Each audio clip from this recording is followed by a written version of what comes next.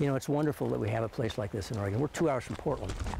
It's hard to describe. You almost have to experience it. Anyone in this state can drive here and walk in and see what Oregon used to be like. It's, well, it's like going to church for me. I mean, it reminds me that we are pretty insignificant on one scale, but we're also part of something enormous and magnificent and really, really special. This is just like being in a cathedral. Imagine Oregon used to look like this most of the western part of the state. Do you remember the first time you hiked in here? Do you have a memory of that? Came down that road from the parking lot across that bridge. The first thing that caught my eye was this flash of emerald down in the river below, and I just stood for I don't know how long, leaning on that bridge and looking down at that water with the sun catching the ripples as it goes out. And I think my next memory was these huge old trees on the right-hand side as you go in. I mean, giant, enormous trees. That have been here probably 400 or 500 years. If you protect a place, if you put it on the map, more people know about it and more people want to come and see it.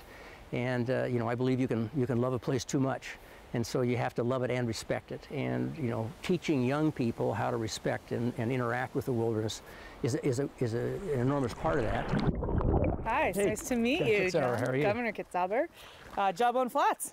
Well, I've hiked through here a few times. It's good to meet someone who knows the land. Yeah, well, the town was originally built in 1929 and used as an active mining town. So as you recall, we went through quite a struggle in the late 80s to make sure that this area was preserved. Indeed. And I'm very interested to know how it's going. Yeah, well, so today we operate a program here with kids, education programs, and we work with about 2,000 kids a year or so that come through here. And I think, you know, on top of that, there's a lot of public use of this area. So when you guys were working to save it, you brought a lot of attention to the area, which was necessary.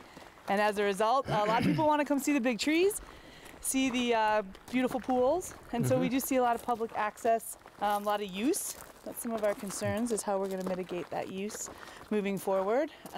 So you're seeing some detrimental impacts just from the volume of people who are coming through there? Yeah, from the volume of people. We've been working pretty closely with the local Forest Service Ranger District to try to put some limits on parking and things like that to make sure that there's just not a tremendous amount of people impacting this region every year. And then, of course, our organization's goal is to teach Leave No Trace, to teach people how to access public land in a safe and responsible way.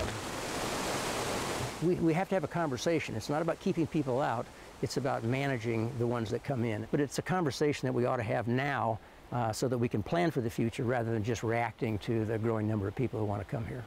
Been around a long time, giving itself back to the earth. I think we're so fortunate in this state to have places like this.